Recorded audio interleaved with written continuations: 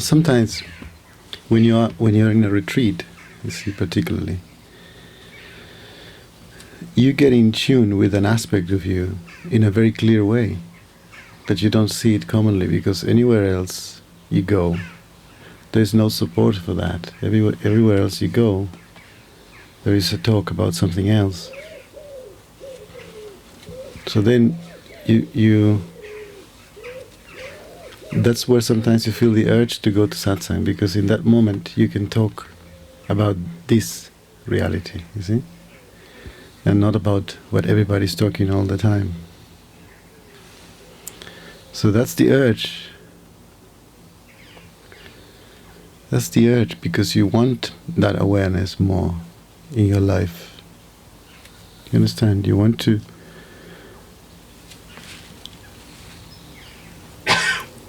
dwell in freedom, in your own freedom. You want to dwell in freedom. You want to live your life from being at peace. And it's possible. When you come to satsangs, you have it confirmed, if you like, that what you know is true.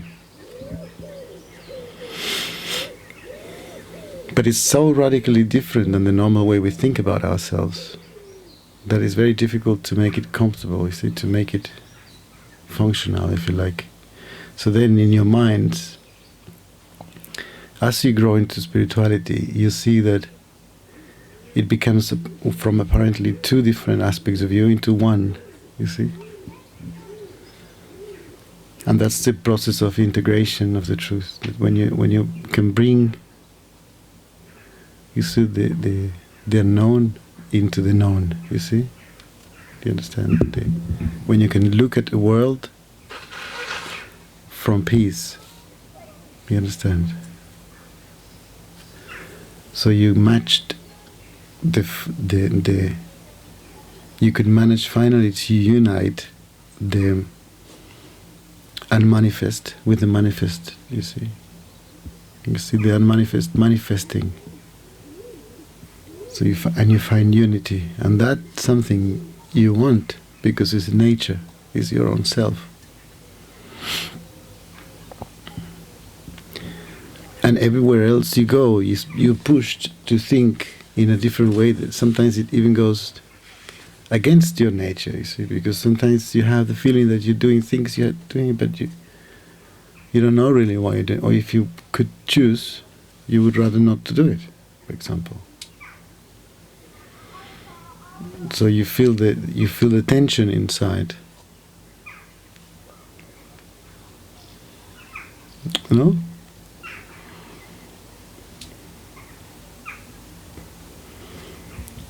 And when you come to satsangs, then you see that there is no need to hold that. You see? You see that you're free already, and you start examining more deeply your way of thinking, because you realize most of it is not even yours.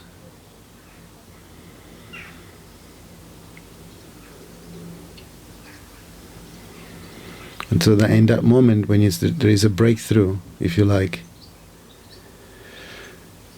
you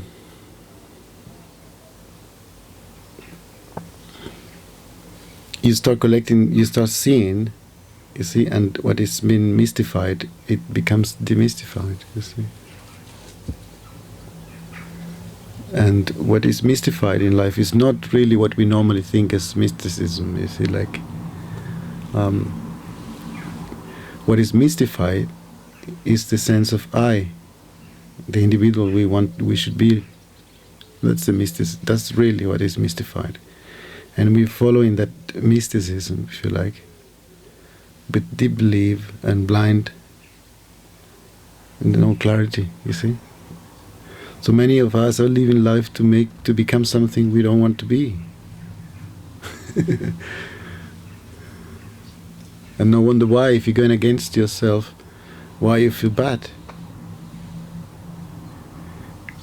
And what happens is that you as self, you're free, and you don't need anything. Your nature is not of need.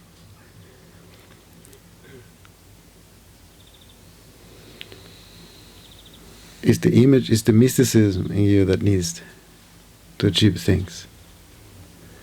So when you become aware of the truth, you become objective, you see? And you break through the mysticism without any values, because you were living in a life that wasn't yours, you see? Your life is already complete and unique, and you can, of course, you can do effort and you can do things, but you're already, you see, at peace. You don't need to go looking for it anywhere.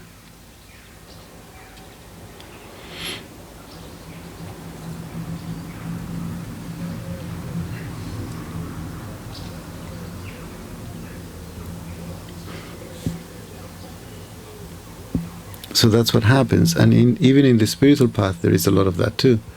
There is a mysticism about how you should be.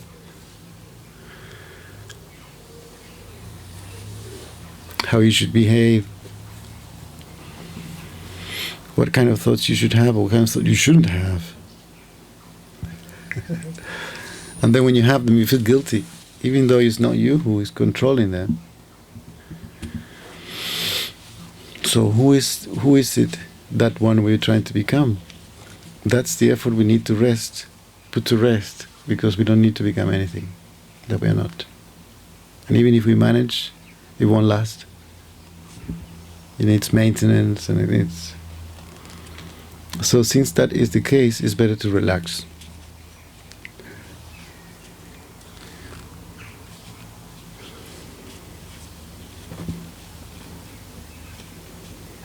So when you abandon the mysticism, you see, then that's what you see in satsang. You drop it, and you come up with the mysticism, and we drop it again.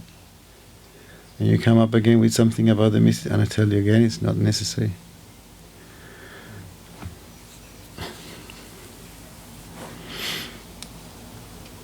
So what happens is that in satsang, the intention is that I'm trying to give you an example of how you can be with your mind. You see? If you're saying something to me, I talk to you. So you can also establish a dialogue with your mind sometimes. And the dialogue, your side is silent, but there is a dialogue happening. And the mind, when it's confronted with the self, it vanishes, because the mind is all knowledge, and the self is unknown, the unknown.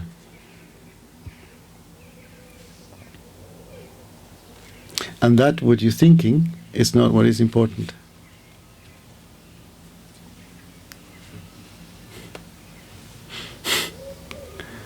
And you don't need to touch it for you to understand what I'm saying. Because it's very strong, the pull of the attraction that the thoughts have, you see? You need to understand that you're stronger.